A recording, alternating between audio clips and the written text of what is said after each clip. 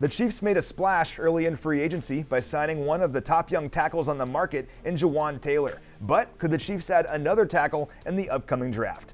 For more on that topic, we're checking in today with Mike Renner from Pro Football Focus. PFF is one of the best resources out there for any football fan. They do great in-season stuff, but their draft preparation is also second to none. Mike, what's going on, man? Thanks so much for having me. Glad to talk some Super Bowl champion draft needs. Yeah, this is the fun time of year for us. We don't really have much of an off season playing in the Super Bowl and having a parade and everything, but when you win the Super Bowl, life is good. Always areas to get better, though. And like I just said, the Chiefs added Jawaan Taylor in free agency, but could add a tackle in this draft to add some depth, maybe some competition at right tackle. And before we talk about specifics, what are your overall thoughts on this draft class, specifically at offensive tackle? It's a lot better class than I initially thought. I don't think there's a guy, quote unquote, in this class. Like there's no one surefire stud tackle, like maybe we saw last year with three guys going in the top 10. I'm not sure anyone in this class is, at that caliber of prospect, but there's some depth. There is a lot of depth in this class, which obviously bodes well for the Chiefs because you weren't getting the top tackle anyway. So you want, you want 6, 7, 8 kind of first round type of guys. And I think while I don't see that many quite yet, I think there are probably 5 guys I think are first rounders, which is probably more than you get in most classes. Yeah, you make a great point. Like whenever we talk about the strength of a draft class, if it has 2 or 3 guys at the very top, it doesn't really benefit the Chiefs because the Chiefs are picking at 31 overall. It's almost in the second round. But with that in mind, who are some names that Chiefs fans should know at offensive tackle who could be available at 31?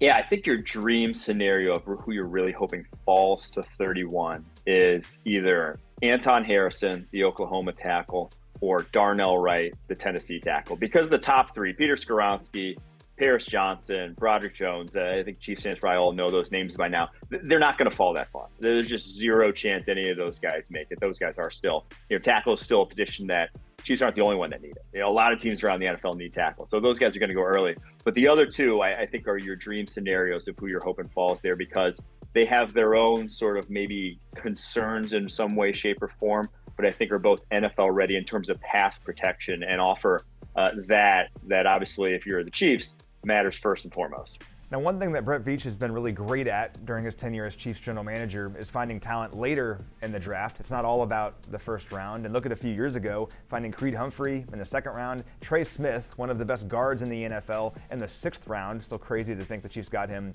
in the 200s. When you're looking at this draft specifically, those guys are interior linemen, but are there some names to know that could fit for the Chiefs in the later rounds? Yeah, so offensive tackle is a position that there's certain positions around the NFL that are somewhat easy to recognize talent, that it's rare to see 3rd round and later guys end up turning into high level players at that respective position. And tackle is one of them just because it's so physically demanding. Like you have to be 6'5 plus, 310 plus pounds with, movement skills to match and mirror Von Miller. And if you don't have that, you're not going to, and if you do have that, you're getting drafted in the top 50. If you don't have that, you're getting drafted on day 3. So it's a rarity to see, but I do think there are a couple guys in this class that if I am going to try to develop, that I do like the tools they have. One is Blake Freeland from BYU. I think the biggest thing with him is he just needs to get stronger. He's like 6'8", just a shade over 300 pounds. Heck of an athlete. I think he had broke the combine record for vertical jump, 37-inch vertical.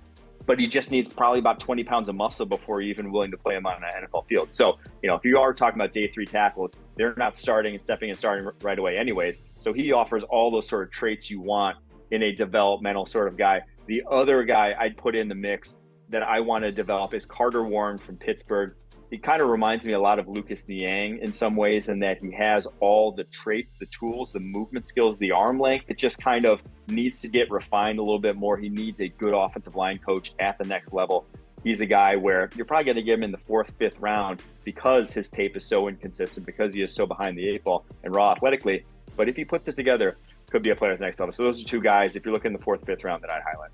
Yeah, you make a great point. If you're finding guys later in the draft. They're not a perfect prospect as of now, but you think maybe you get him in your building, you maximize the traits of things they do well and try to fix the things that they've been struggling with. You trust your coaching staff and your front office. Maybe you have something, and the Chiefs have seen that here in recent years with guys they found in the later rounds.